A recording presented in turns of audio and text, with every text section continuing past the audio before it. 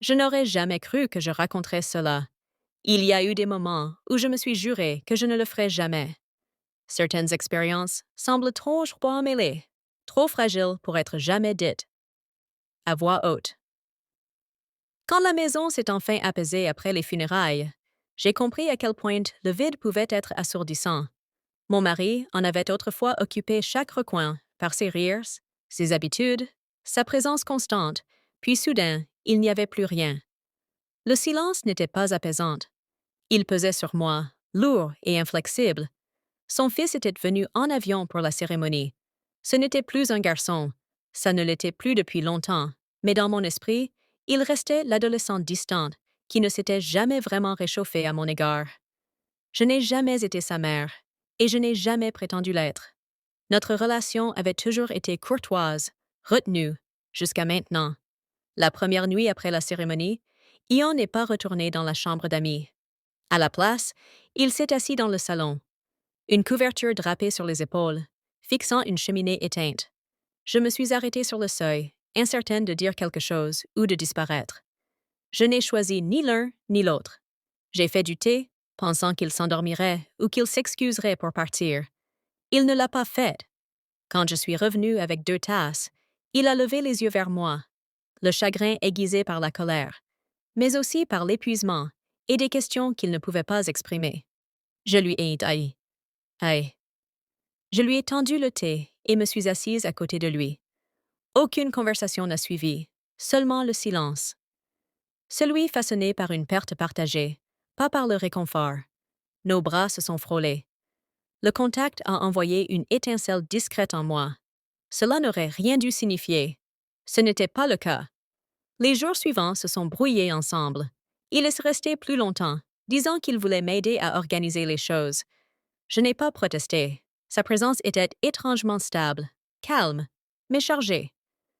Il se déplaçait dans la maison comme quelqu'un à la fois connu et étranger. Et j'ai commencé à remarquer des détails que je n'avais jamais vus auparavant. Sa mâchoire reflétait celle de son père, plus nette maintenant. Sa voix s'était approfondie, s'installant dans un ton grave qui persistait le matin. Parfois, il se levait tôt, torse nu, préparant du café comme si la cuisine lui appartenait. Je regardais. Je me disais de ne pas le faire, mais mon regard me trahissait. Épaules larges, assurance tranquille, mouvement maîtrisé. Je me détestais de voir cela.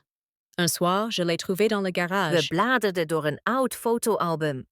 Dat is mijn dochter, zei ik, wijzend naar een modderig meisje met een kikker in haar handen. Ze is sterker dan ik ooit was. Hij keek me aan. Je geeft jezelf te weinig krediet.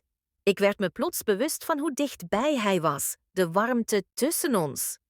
Je doet me denken aan iemand die ik ooit kende, fluisterde ik. Is dat goed? Hij knikte, maar ook een beetje eng. Er viel een lange stilte, toen reikte hij naar me en raakte mijn hand aan. Licht, warm. Je hoeft niet bang te zijn bij mij, zei hij. Mijn adem stokte, ik trok mijn hand niet meteen weg, maar na een moment stond ik op. Ik ga thee zetten. In de keuken greep ik het aanrecht vast, mijn hart bonkte. Ik vertelde mezelf dat het niets was. Gewoon een verward moment in een eenzaam weekend. Maar ik voelde zijn vingers nog steeds. Die nacht lag ik wakker terwijl de storm wegstierf. De lijn tussen ons was verschoven. Ik wist niet wat het betekende, alleen dat ik niet meer kon doen alsof er niets was veranderd. Sont trouvés instinctivement. La pièce semblait chaude maintenant. Les mots entiers me faisaient défaut.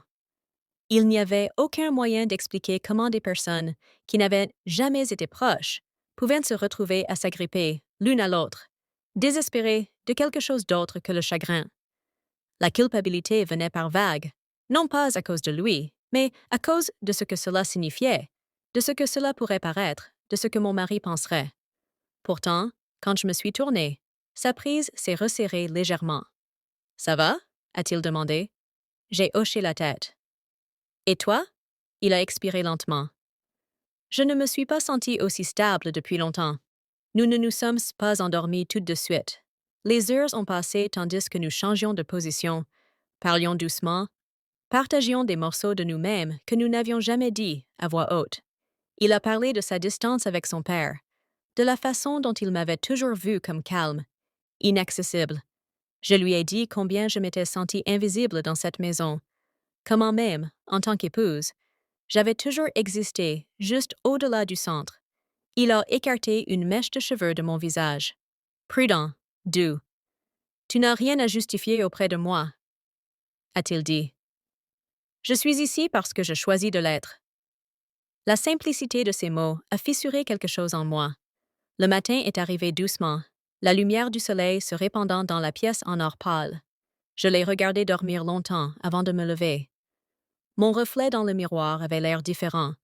Pas plus jeune, pas plus léger, mais éveillé. Quand je suis revenue, il était assis, se frottant les yeux pour chasser le sommeil. Il m'a regardé sans question, seulement avec compréhension. Nous n'avons pas parlé de la suite. D'une certaine façon, je savais que nous irions lentement, un matin silencieux à la fois.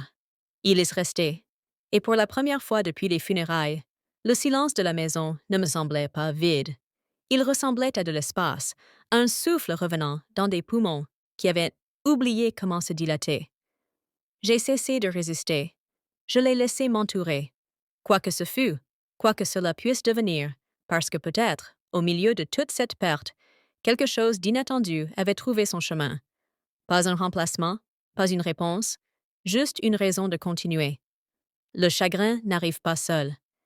Il apporte des fèmes étranges, des risques silencieux, et des moments où le réconfort ressemble davantage à une survie qu'à un choix.